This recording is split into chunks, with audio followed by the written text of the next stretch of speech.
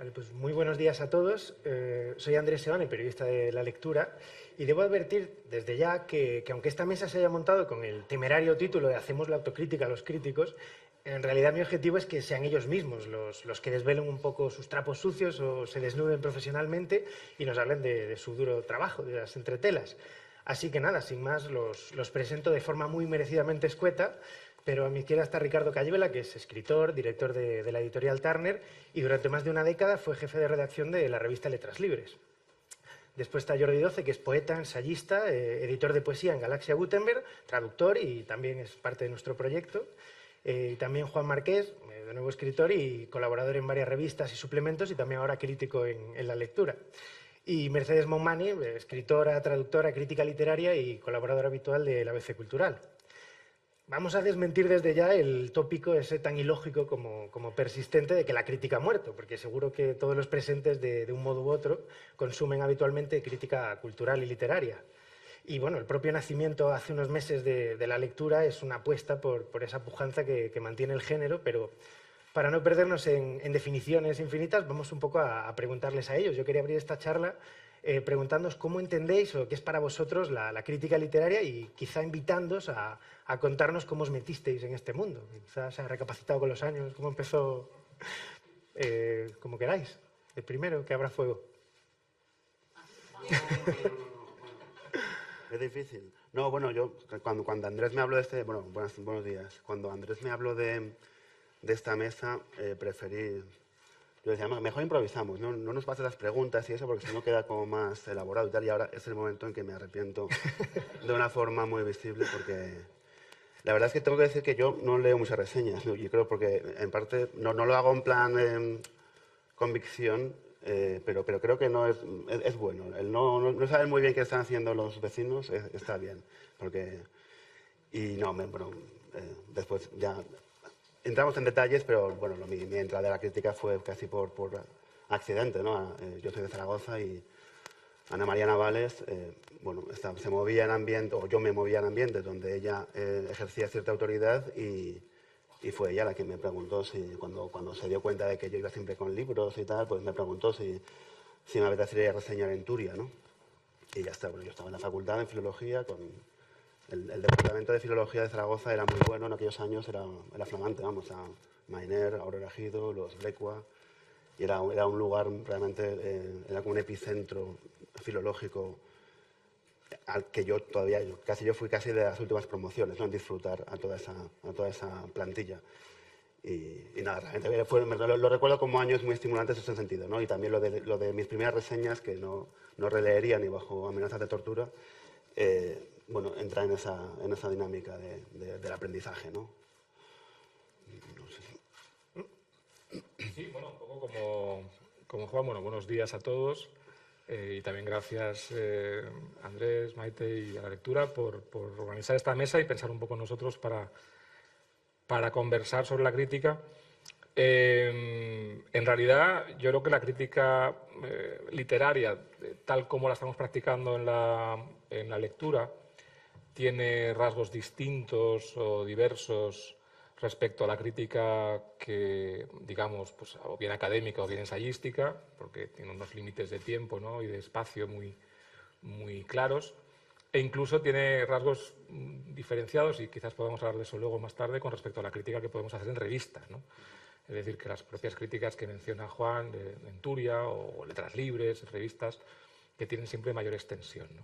Entonces, bueno, cada una de esas, no diría que es un género en sí mismo, pero sí que tiene notas distintivas. Quería, antes de seguir, haceros un pequeño reproche respecto al título de la sesión, ¿no? Ella os lo mencioné en privado, lo de hacernos la autocrítica me sonaba a juicio leninista, ¿no? Y como si fuéramos a ser purgados, enviados a Siberia. Si esto sigue bien, ¿no? Esto sigue bien, ¿no? Bueno, Estaría bien. Estaría bien, sí. Bueno, no sé. Y como Juan, en realidad la crítica, en mi caso, también surge como parte del aprendizaje literario y como parte de una concepción de lo literario que implica no solamente la creación, es decir, no solamente, bueno, pues escribir cuentos, poemas, a lo que uno se dedique, sino que incluye la traducción, en mi caso, y que incluye también la reflexión sobre ciertos textos que a uno le interesan, que a uno, autores o autoras que a uno le han marcado y sobre los que quiere, como digo, reflexionar y profundizar. Y bueno, eso te va llevando a diferentes subgéneros dentro de la crítica literaria, ¿no? Y en última instancia pues te lleva a esas reseñas breves que hacemos para la lectura, pero de eso ya hablaremos más adelante. Tiene que ver también con una idea de la conversación, de la literatura como una conversación. Y creo que eso es algo que muchos de aquí compartimos.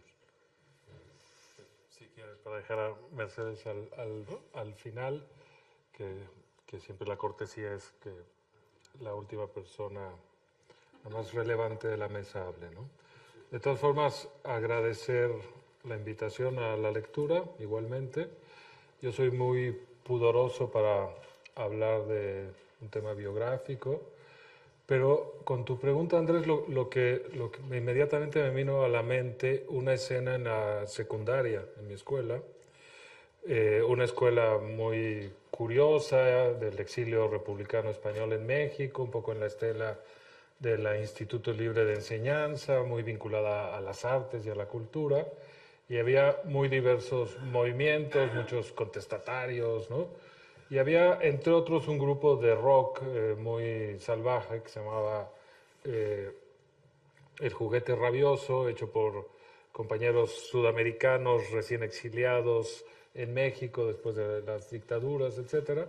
Y a mí me interesaba más, me acuerdo, mi primer texto fue una entrevista que les hice a ellos, que formar parte de el grupo, en mi caso imposible por dotes musicales nulos, pero quiero decir, siempre me vi como alguien que hace la crítica de la crítica o que construye la literatura sobre la literatura, ¿no? Y me ubico en esa banca entrevistando a mis compañeros de salón con 14 o 15 años para que me contaran sus incipientes andanzas en el mundo del rock, ¿no?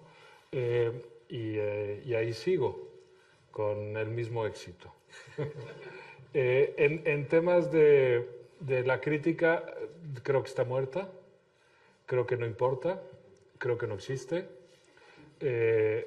creo que a nadie le interesa y hay dos tipos de razones, unas internas y unas externas. Las externas tienen que ver con el ecosistema en el que sobrevive la literatura y la industria editorial hoy, sobre el que podríamos hablar largo y tendido, si te parece, o discutir entre todos, y otras que son internas. La más clara es que la crítica vive del lenguaje, o se establece a través del lenguaje, y eso hace que el objeto de estudio sea el mismo instrumento con el que se estudia, ¿no? Y eso genera una inevitable subjetividad. Entonces hay una cosa que es inherente a la crítica literaria y es que es subjetiva casi inevitablemente. Si la música se criticara desde los instrumentos musicales, sería otra cosa, o la pintura desde los pinceles. Hay algo ahí, cuando tú criticas la literatura, o desde las palabras con las que se construye la literatura, es muy difícil la plena objetividad, ¿no?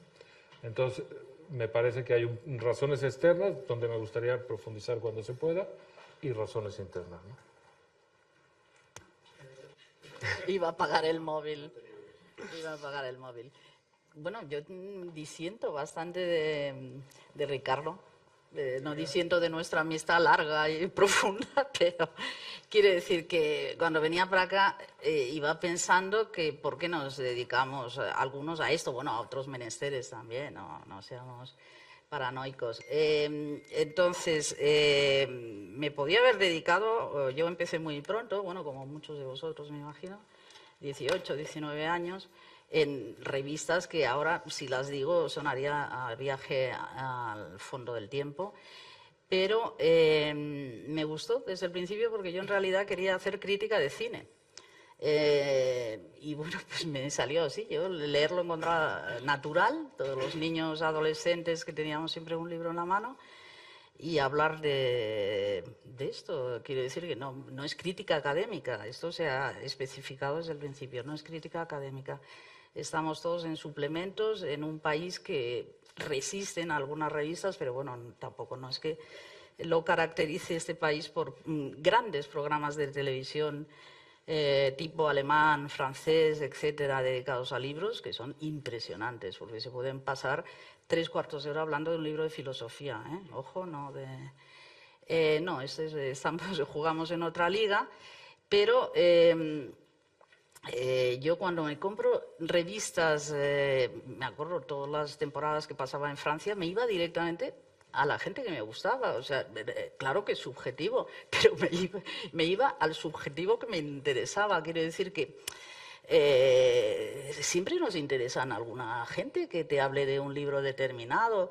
El espacio es breve, entonces esto es lo que hay que gestionar de la forma más y resultar a los posibles seguidores, esto tampoco, no exageremos, a los 4 o 5, fiables, que bueno, dentro del gusto subjetivo, que bueno, solo faltaría Shakespeare y Proust pueden ser no subjetivos, pero bueno, hay otros que la actualidad es muy esclava y te tienes que decidir. Entonces, es resultar lo más fiable posible, porque aunque nos parezca una broma, hay gente que son devoradores de suplementos.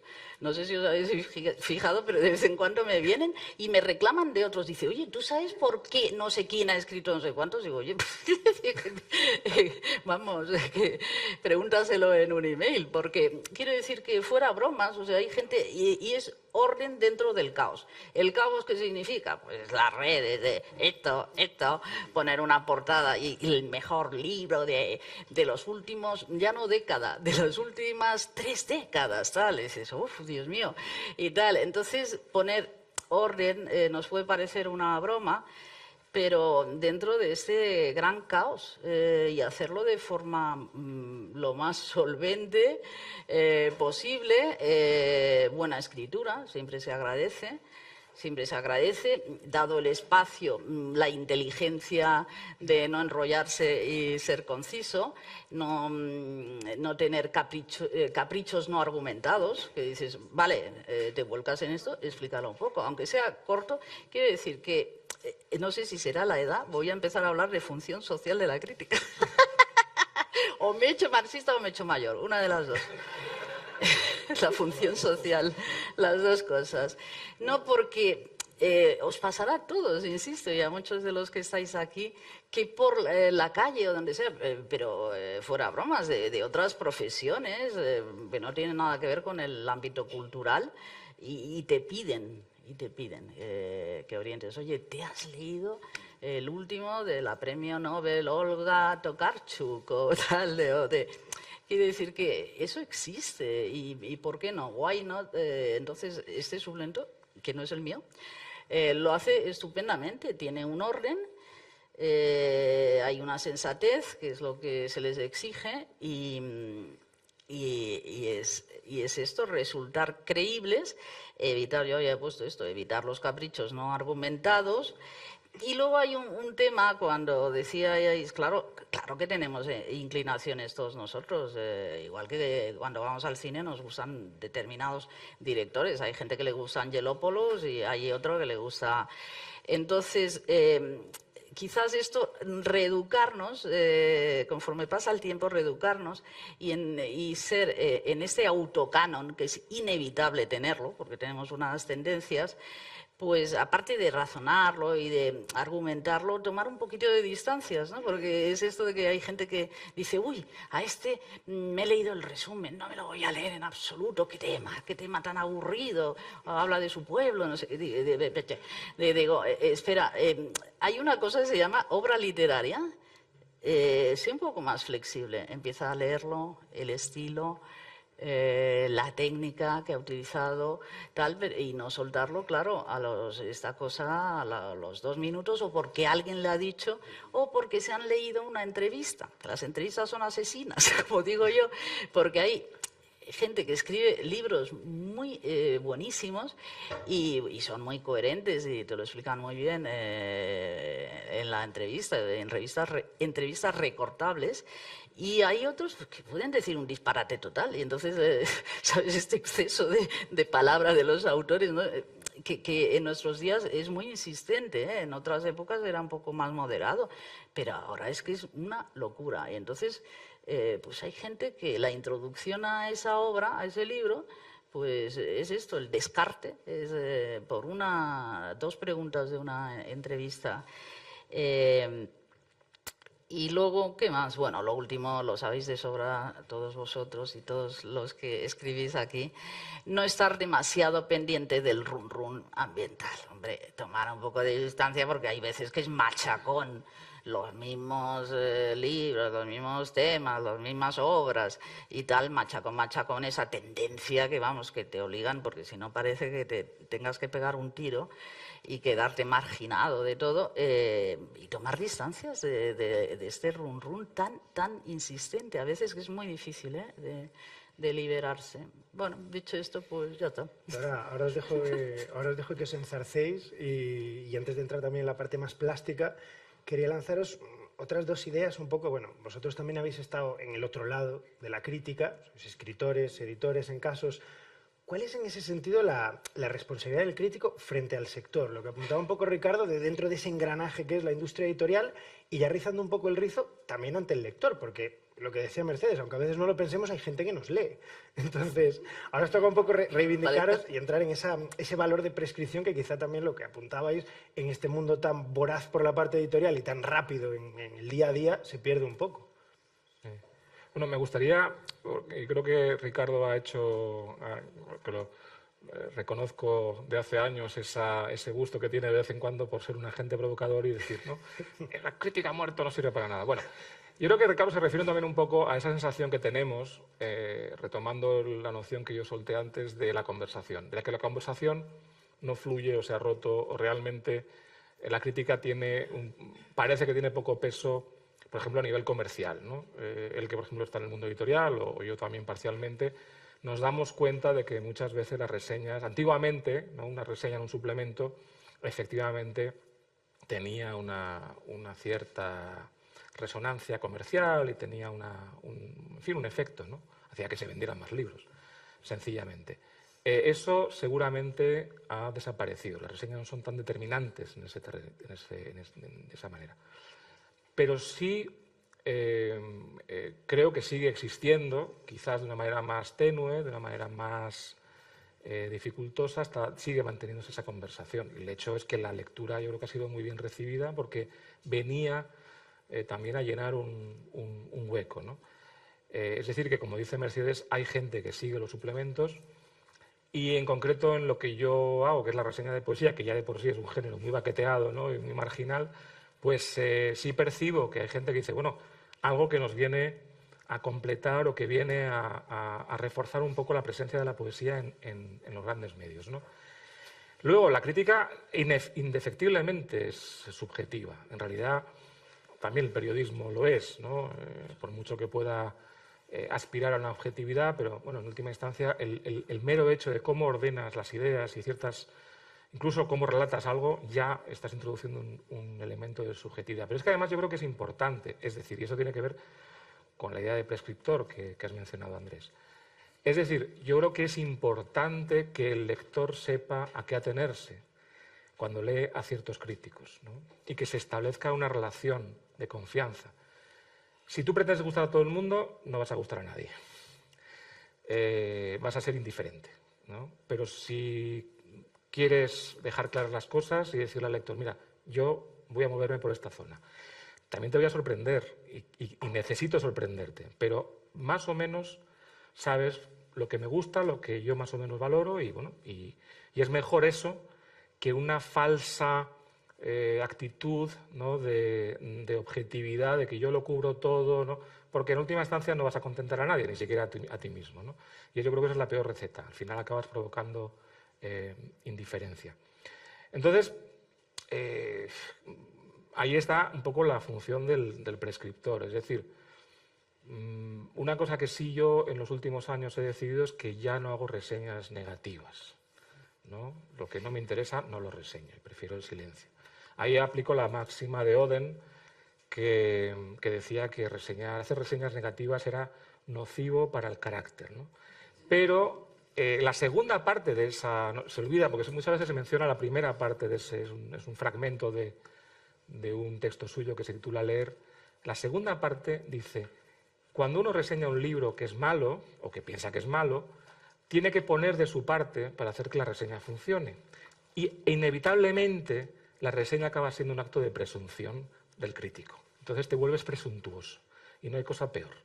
Te quieres lucir a costa del libro. Y creo que eso ya, como dice Oden, sobra, ¿no? Al menos a mí. Hay gente que ha sido maestro en eso y que incluso te pueden hacer reír, pero a la larga yo creo que es nocivo para el carácter y es un rasgo de presunción.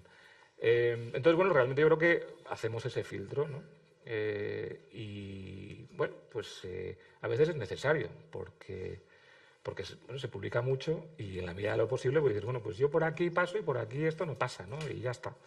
Y modestamente esa es mi función, que es una función pequeñita dentro del gran engranaje, pero bueno, es la que nos toca hacer.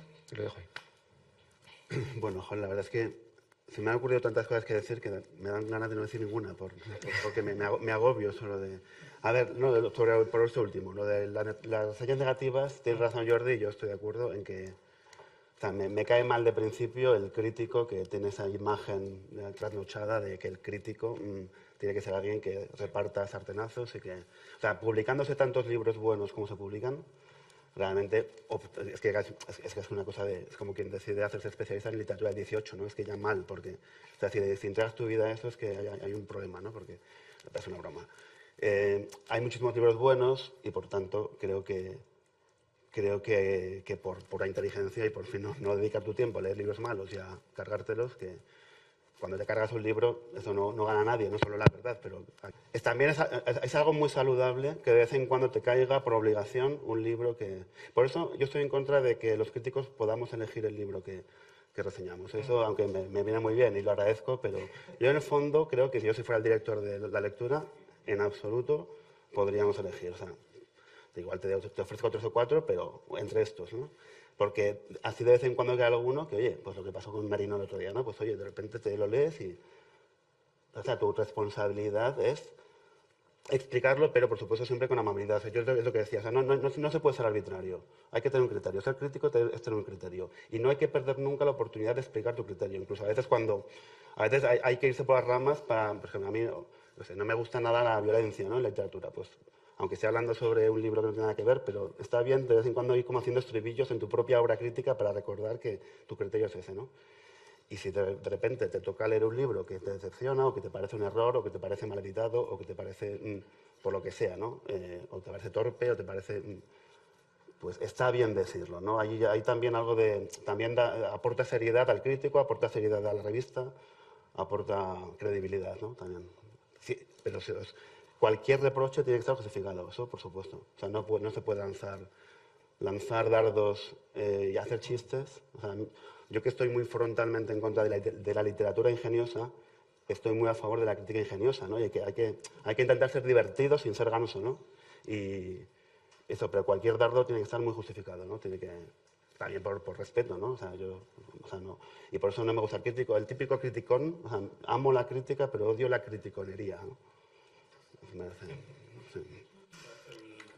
Volviendo a lo que planteaba Andrés y pensando un poco en voz alta y también para contestar con Mercedes y con Jordi, sería ridículo, yo he dedicado mi vida a hacer libros, publicarlos, glosarlos, entrevistar a los autores, reseñarlos, etc. Evidentemente creo que eso cumple una función y que es necesaria. Y también creo que es parte del inevitable discernimiento, separar la paja del trigo, y que cumple esta función de intermediario entre lector y autor, entre industria editorial y público, etcétera, ¿no? También creo además que la crítica es un género literario en sí mismo y que se ha desarrollado en algunos casos con una belleza increíble. no sé, Connolly, por ejemplo, o cualquiera, Octavio Paz, la mitad de su obra son comentarios a otras obras, etcétera, ¿no? Lo que quiero decir es que hay una relativización en el mundo en el que estamos. Quizá eso hace que la función del crítico sea más necesaria, pero su efecto es prácticamente nulo. Hay una inercia. O sea, no tiene influencia, ¿no? No tiene ningún tipo de impacto. No, y entonces, ni ¿por qué influencia. a los pobres críticos que estamos con nuestro libro de turno y los que nos interesa, aparte de los de actualidad, la insistencia tremenda de las editoriales para que saques una crítica? Es impresionante. Me agobia mucho, sobre todo los pequeñitos. Esto es como, no cacen pequeñitos. Es que es como una ansiedad. Y dices, no tiene influencia. Vuelvo a lo del run run. O sea, un libro que haya salido con 0 reseñas es un libro un poco desgraciadito, lo sabéis, porque hay autores, ¿no? Entre la mesa y el público. Entonces, sí que no es una influencia. Hombre, no somos Connolly ni Wilson ni Steiner, ¿de acuerdo? Cuando Steiner decía una palabra. Pero ese run crítico y favorable. Luego hay situaciones injustas, porque es verdad que decir que las reseñas negativas en un país que se publican 70.000 libros al año, es que no tiene mucho sentido. La reseña negativa es la no reseña, o sea, que no aparezca. Entonces, la invisibilidad para una obra que nadie se haya dignado a comentarlo, esto es doloroso. Y os lo dice alguien que tiene muy mala crítica, que tengo la conciencia de que se me han pasado libros que dices, o sea, se ha pasado y no es justo, que hay libros, hay libros buenos. Pero ya te digo, no es una influencia de estas brutales y tal, pero luego sabéis perfectamente que a la hora de traducir un joven autor o medio joven o lo que sea a otras lenguas, ¿qué se miran? Los dosieres. Claro, envía el agente literario de turno, envía un dossier cero, no ha salido nada. Por eso que es muy relativo, de acuerdo, no hay una influencia al nivel de que tenemos esas imágenes de los grandes sabios cuando recomendaban algo. Pero bueno, todo ayuda a esa especie de movimiento cultural, social, que hace que algo esté presente, que exista, porque la no existencia para una obra es tremenda. Casi la mayoría de autores preferiría una reseña negativa a ninguna reseña, ¿no? Prefieren... Te doy la razón, que hablen de ti aunque sea mal. Y luego te doy la razón, creo que Juan ha tocado este tema de una contención con el yoísmo, de una reseña que el yo, una cosa es que tú digas un criterio de una forma más o menos modesta y moderada, y claro, esos excesos de la literatura del yo aplicada a la crítica. Pero nada más por contestar, Mercedes, creo que hay muchas otras formas de intermediación de las que vive el autor y la industria que no pasan por la reseña. Que tienen que ver con la entrevista, con el premio, con la presentación, con el club de lectura, etcétera. La aparición pública. Exacto, eso hace que un autor pueda tener una trayectoria y una... No, si yo no me quejo de las entrevistas en general, lo que yo pero que hay es... gente que las degusta de una forma tan radical y totalitaria que a lo mejor luego no, ¿sabes? No, por supuesto, pero lo que quiero decir es que la reseña no determina digamos, el espacio que el autor puede o no ocupar en el ecosistema del libro. Y eso es la novedad de nuestro tiempo. Y eso es lo que a mí me sorprende, decir que puede haber autores sin resistencia crítica, sin que los hayan respaldado los críticos que vivan y sobrevivan perfectamente. Oye, tenemos casos de libros Stoner, de aquí a que empezaron, tal, había salido hacía no sé cuántos meses. Y no, es verdad que hay algunos que tienen un autoecosistema que funcionan sin necesidad de lanzamiento. Y también tiene que ver con otra cosa, y es excepcional, yo creo. El fin de la meritocracia, digamos, de los intermediarios. Hoy te puedes autoeditar, autopublicar, tienes tu blog, no necesitas ningún editor que te lo critique, o te lo pida o te lo solicite, tienes redes sociales, y eso ha construido... Pero sabes que es un gran misterio. Estamos aquí con la lectura, ¿no? Sí. Está nuestra amable directora de la lectura, muy discretamente situada allí. este es un gran misterio, porque estamos diciendo continuamente, la muerte del papel, nada, ya esto se ha acabado, esto nada, los periódicos ya no importan. Sí, pero hay una ansiedad permanente porque algo salga en formato papel en vez de en un blog. Entonces ya me diréis por qué esta situación de que se está diciendo todo el rato no importa, esto ya nada, se ha acabado, no tiene influencia, no tiene nada. Y ves que hay una ansiedad.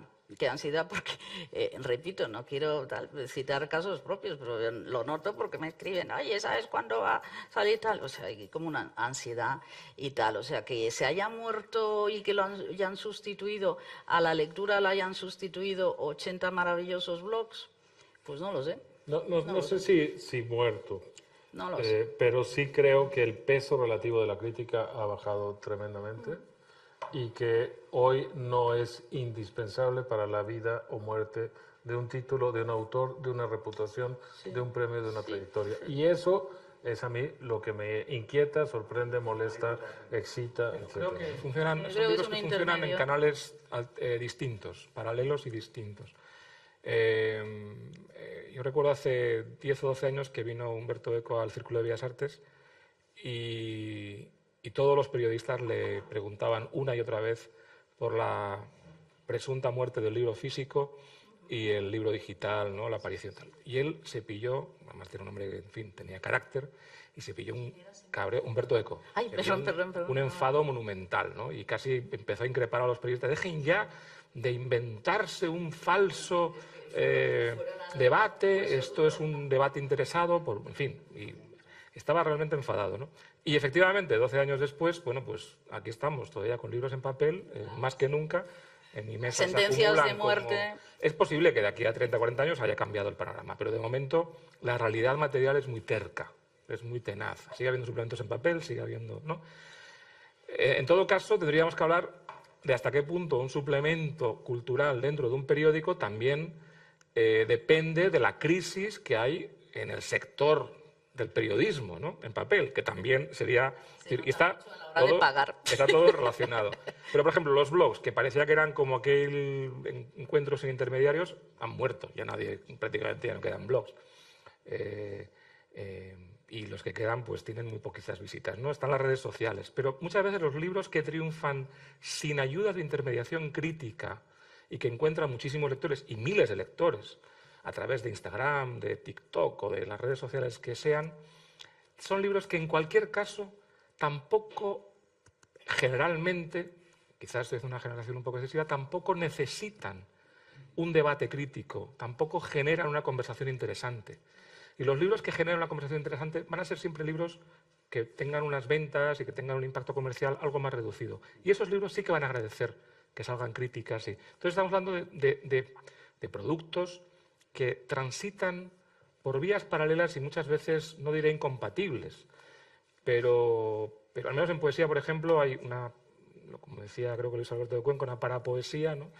Que está vendiendo miles de ejemplares, pero que existe en un mundo de su propia creación. Un mundo paralelo. Un mundo paralelo donde, efectivamente, en redes sociales y entre la juventud, como diría mi padre, ¿no? Entre la juventud, pues tiene muchísimo predicamento. Pero eso no se mueve en el mismo canal en el que se mueven los que compran un libro desde Octavio Paz a Góngora, a Fabio Morábito, pongamos por caso, ¿no? Es otro canal. Es otro canal. Sí, que no reclama crítica. Que no, ojo, no. Luego entramos otra vez en eso hacia el final, que será un poco el futuro de la crítica, digamos.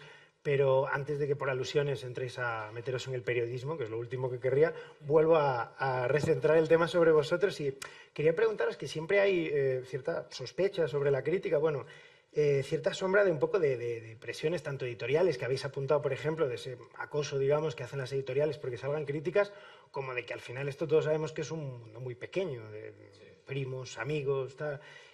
¿Qué tipo de presiones debe sortear el crítico, tanto de otros escritores amigos, como de, o sea, cómo se trampea un poco esas trampas, qué peajes hay que pagar a veces? Y bueno, me vas a perdonar, Jordi, y empiece por ti, porque la poesía se habla mucho del ego de los poetas, entonces no sé cómo convive. A estas alturas ya, si me hubiera pillado esto con 30 años, a lo mejor, pero ahora ya estoy me da un poco igual, ¿no?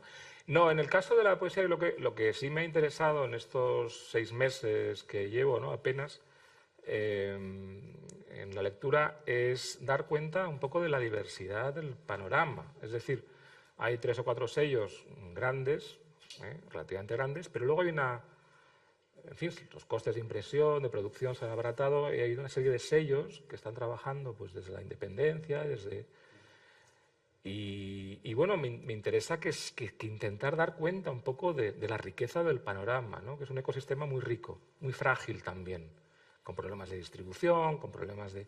Pero bueno, aún así, con propuestas muy interesantes que surgen incluso también desde provincias, ¿no?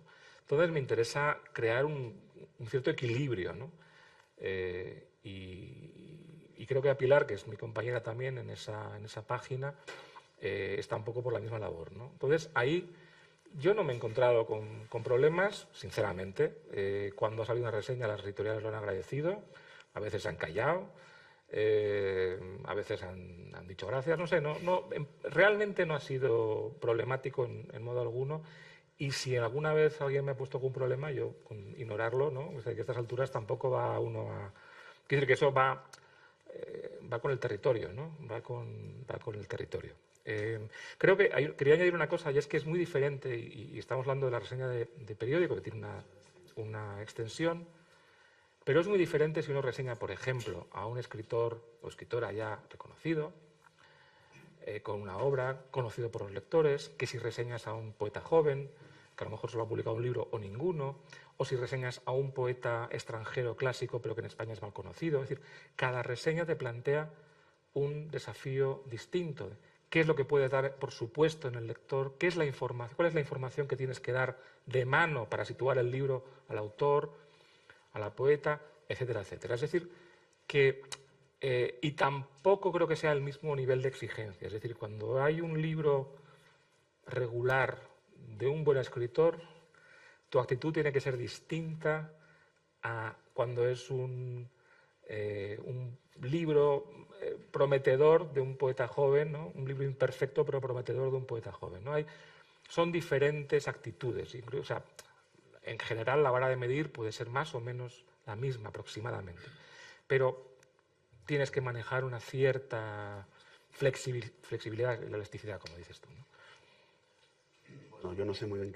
O sea, yo lo que he comprobado no en la lectura, sino en general en mis años de crítico, que la gente agradece la personalidad. Y no me refiero a los lectores, me refiero a los editores. Incluso los editores, tanto de la vieja escuela como de la nueva, aunque te riñan, entre comillas, y te reprochen, joder, ¿cómo pusiste no sé qué? En el fondo agradecen, ¿no? Eso que ahora se llama respetar, que es una cosa, es un verbo ridículo. No, yo te respeto mucho, ¿no? Pues solo faltaría, ¿no? O sea, lo que antes era admirar, ahora se llama respetar, ¿no? Que es una cosa que, pues claro que me respetas, capullo, ¿no? Hay que decir eso, ¿no? Entonces, a la gente agradece la personalidad. Insisto, no el lector último, no el consumidor de libros, sino el propio sector, ¿no?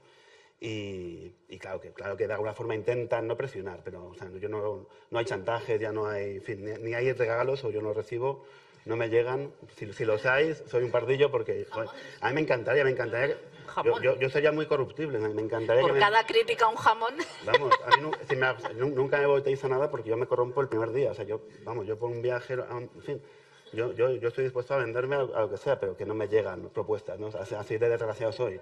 Y tampoco al contrario, tampoco hay grandes broncas cuando... O sea, sí que sé que hay gente que se enfada y tal, pero efectivamente no. De todas formas, también, es que, como decía antes, yo tengo fama de crítico severo cuando creo que igual he publicado 500 reseñas, de las cuales 7 son negativas, ¿no? O sea, que también eso es muy justo, porque es verdad que he publicado alguna, no muy dura, pero siempre amable.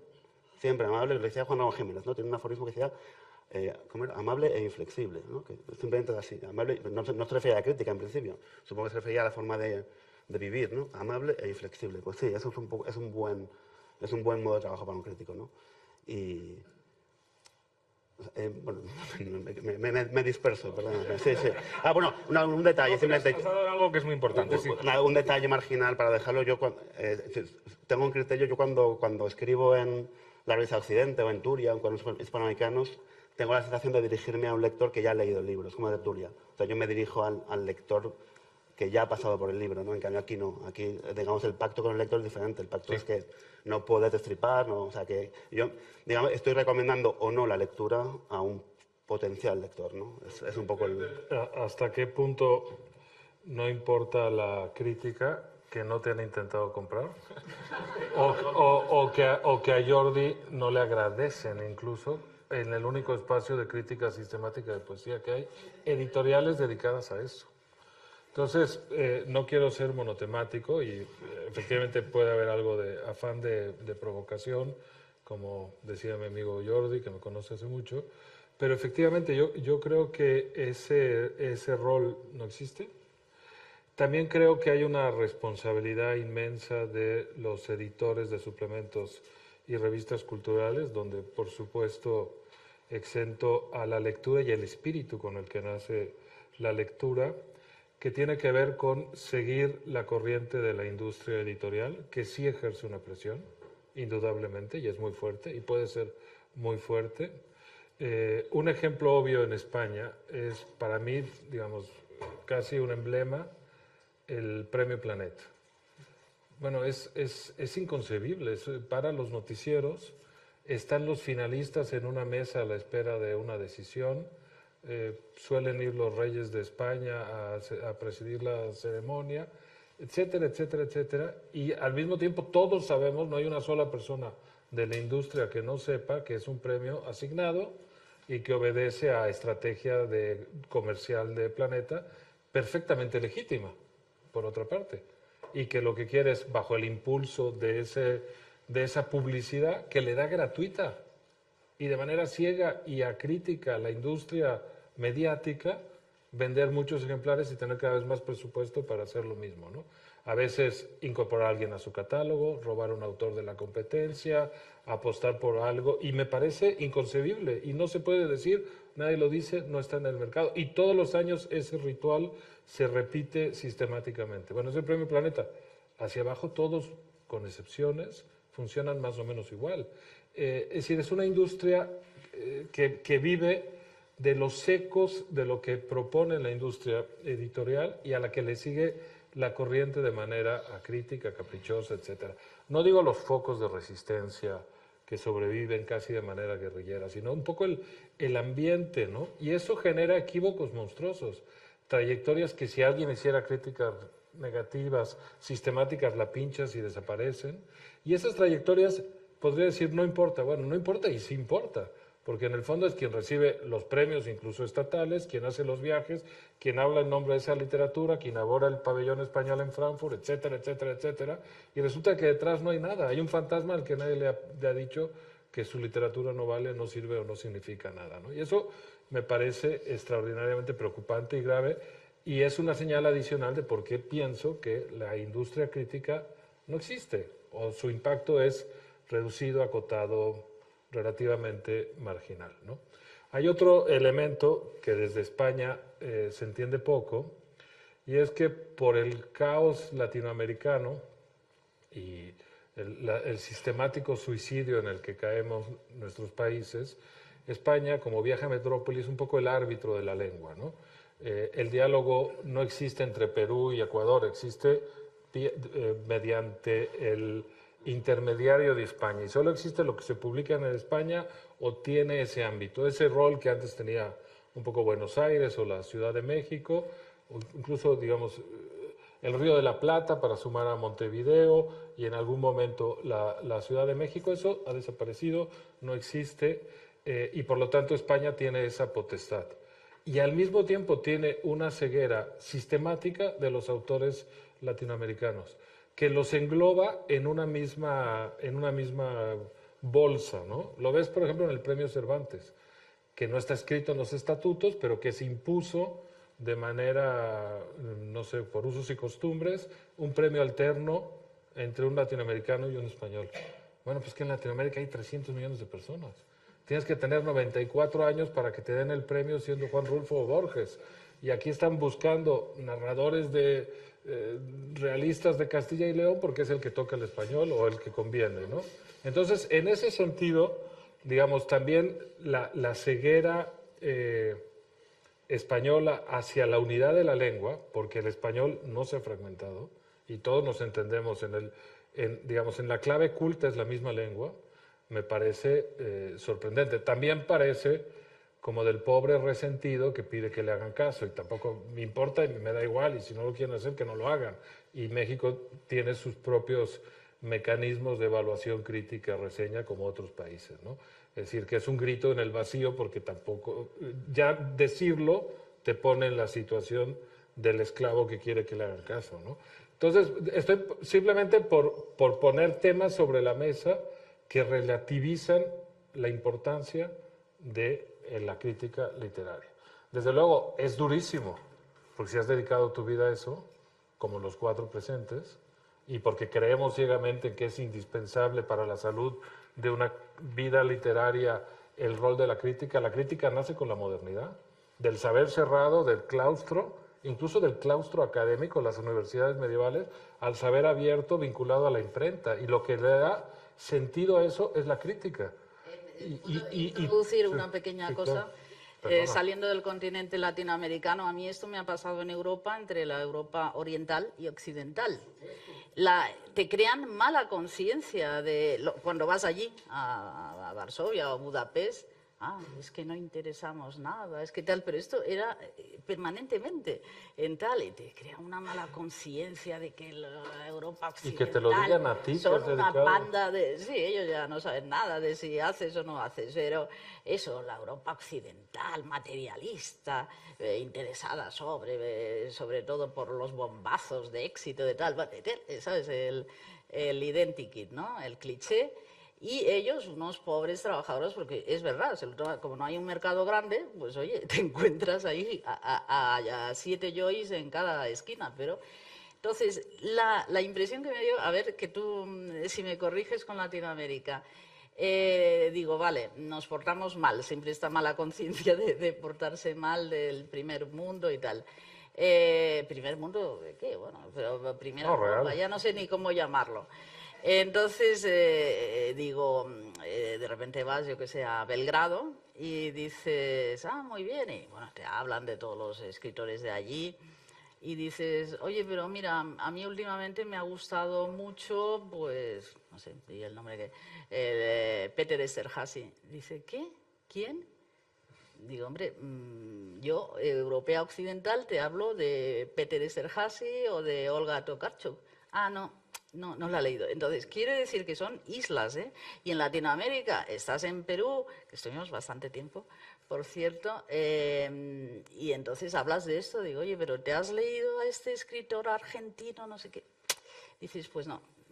Los nacionalismos, cuidadito con esto, ¿eh? No, desde luego. Incluso funcionan, y la mala conciencia que yo siempre tengo como española de no hablar suficientemente no, en mi caso sí, ya lo sé que hablo, pero bueno, de hablar más todavía, de dejar de lado a latinoamericanos. Oye, hay que ensalzar la gran labor que hacen Aurelio Major y Valerie Miles, divulgando jóvenes talentos, etc. Claro. Hay gente que se han dedicado, que tienen la conciencia de que esto no es justo, que como dices tú, estemos aquí con las autonomías, a ver, ¿cuántos poetas hay en la autonomía? Ese es otro tema que entramos, si quieres, que me parece atractivo. A la dirección de la revista montar otra mesa sobre las 2 orillas y cómo se trata la literatura del este, porque eso sí que nos da para dos charlas. No, las 2 orillas, las 2 Europas... Claro, pero ¿sabes cuál es la salida en realidad? Que si tú te formas como lector, porque el proceso de separar, de entender, como decía Jordi, quién es un buen poeta como Fabio Moravito, y por qué es un buen poeta David Huerta, y es un muy mal poeta Mario Benedetti, ese proceso no requiere, en mi opinión, una crítica, sino un camino de lector propio. Y eso hace que en realidad ese intermediario ya no exista, porque está tan próximo a la formación del lector que yo no necesito que alguien me lo diga, porque si lo puedo discernir, lo hago por cuenta propia. Y si no lo puedo discernir, de nada le sirve que me lo digan. Bueno, mi opinión. Hay una literatura populista. ¿Has leído alguna reseña de Coello? Pues yo nunca he leído nada de Coelho. Un día hablaba con Claudio ¿Quién es? Coelho, el brasileño. Pablo, sí. Claro, es que no me salía ni el nombre, No, Pablo Coelho. Coelho. Jamás he leído. Y una vez me acuerdo que vino Magris a Madrid y hablamos de esto, de la gente ignota, porque son mundos paralelos que no existen. Y dice, yo no conozco a nadie que haya leído a Pablo Coelho. Digo, yo tampoco. Digo, Claudio, pero no conoces a las suegras de tus amigos. Claro, alguien lo lee. Claro, entonces se nos escapan pues los suegros, las suegras y Pero yo no tal. estoy hablando de esa base literaria. Entonces yo hay sigo un en la élite. populismo que Mario ND se lo saben de memoria y tal. Y luego hay que insistir en que hay gente muy buena. Hay que insistir. No sé. Quería avanzar a otro tema, no quería que me se escaparais sin comentar esto, porque antes apuntaba Mercedes al hilo un poco de que al final estos son suplementos de prensa, pero incluso las revistas con otros tempos y de otros orígenes también yo creo que adolecen un poco de esto. Es el tema de la relativa precariedad que tenemos todos los que vivimos en este mundo, o sea, tanto temporal, porque a veces, y mis críticos ahí tienen que decir que yo no lo hago, pero le encargas una cosa de un día para otro, vas a de huello, tienes que leerte el libro, tienes que tal, y también material, porque bueno, el dinero es el que es. Entonces yo quería preguntaros cuáles son un poco los grandes lastres de hacer crítica, o sea, cómo consideraríais que podríais elaborar vuestro trabajo de forma mejor o más adecuada. Yo tengo que irme corriendo porque tengo que enviar la que me ha hecho Sí, nada. Además Yo creo que el hambre es un gran motor porque decanta vocaciones. Si hubiera dinero no estaría, sería muy distinto. En ese sentido la crítica es estrictamente vocacional y me parece, no es lo ideal, pero es algo interesante. Que es muy difícil vivir del oficio, si no imposible, que requiere complementos, ¿no?, de algún tipo. Y en ese sentido, quien se dedica profesionalmente a la crítica lo hace porque tiene una vocación profunda, ¿no? Entonces estás hablando con gente que tiene amor a su oficio inevitablemente. Si tú pones un poquito de dinero, ese amor al oficio desaparece. Lo ves en México con las becas que da el Estado mexicano a la creación literaria, que de un año al otro aparecieron 200 poetas que no existían y 200 narradores. ¿Por qué? Porque por primera vez hubo un fondo de 3 años que patrocinaban una obra y creó una industria de las becas, no de la escritura, ¿no? Entonces, no soy ajeno a eso, pero quiero decir, creo que la precariedad es casi una virtud. Es más, y completando un poco lo que comentaba Ricardo antes, y no es que quiera uno decir que el emperador está desnudo, estamos aquí al lado de la Feria del Libro, pero es que la precariedad es un poco el síntoma, en fin, es uno de los rasgos formativos del mundo en el que estamos. Una cosa que, por ejemplo, no se dice en España es que tenemos uno de los número de títulos anuales publicados, ¿no?, de referencias ISBN más altas de Europa, con las tiradas medias más cortas. Es verdad que hay libros que tienen muchas tiradas, pero las tiradas son muy pequeñitas, en muchísimos libros, ¿no? ¿Qué significa eso? Que el presupuesto que tú puedes asignar a cada libro, ¿no?, para pagar bien a los diferentes eslabones, ¿no?, es muy pequeño, con lo cual todo el mundo que trabaja en el libro trabaja con una porción pequeñísima del pastel. Y entonces, cuando se habla de la industria del libro en España, bueno, claro, la precariedad está también en que la gente que lee en España de manera habitual, que lee mucho, que para los cuales la lectura es una parte indisoluble de su existencia, es poca en relación con lo que hay en Alemania o con lo que puede haber en Francia o lo que puede haber en Italia. En ese sentido somos un país un poco atrasado todavía. Y eso, bueno, se dice, se repite, pero no se acaba de, ¿no? Y bueno, estamos aquí en la fiesta del libro, la Feria del Libro, vemos mucha gente, está muy bien. Pero lo que quiero decir es eso, que se publican muchísimos títulos. Es decir, la gente que estamos en el libro somos muy activos, estamos informados, se publica muchísima traducción, estamos en las conversaciones, ¿no?, de muchísimos escritores. Pero ahora la verdad, en relación con el grueso de la sociedad, sigue siendo una proporción menor que la de otros países. Y los presupuestos, todo lo que está relacionado económicamente con el libro es más precario, por definición. Y es así. Entonces, bueno, efectivamente, como dice Ricardo, esto lo haríamos. Evidentemente está muy bien que que se nos pague por nuestro trabajo, pero efectivamente es un trabajo vocacional, ¿no? Hay un libro de Fernando Escalante Gonzalo que se llama La sombra de los libros, que juega un poco con los demasiados libros de Gabriel Said, donde explica este doble código de lectores, ¿no? El lector ocasional, que compra el Premio Planeta, el lector y los grados de sofisticación, hasta que llegas a el lector duro, que puede entender indistintamente un libro de ensayo, valorar una novela, ser lector de poesía, etcétera, ¿no? Y efectivamente la salud de una república literaria se mide por el índice de lectores duros que tiene, ¿no?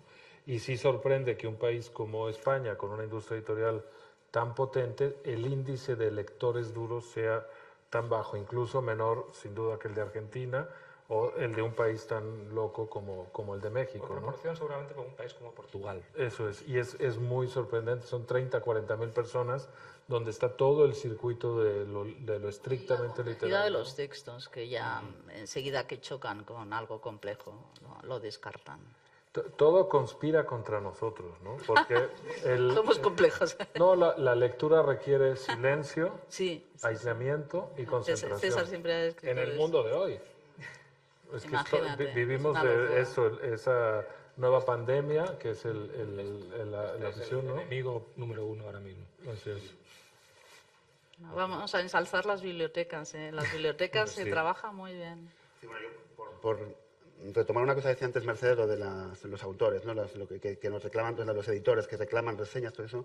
Claro, estamos en un momento, a ver, o sea, la crítica literaria, casi ibas a hablar del futuro, ¿no? Era como la última pregunta.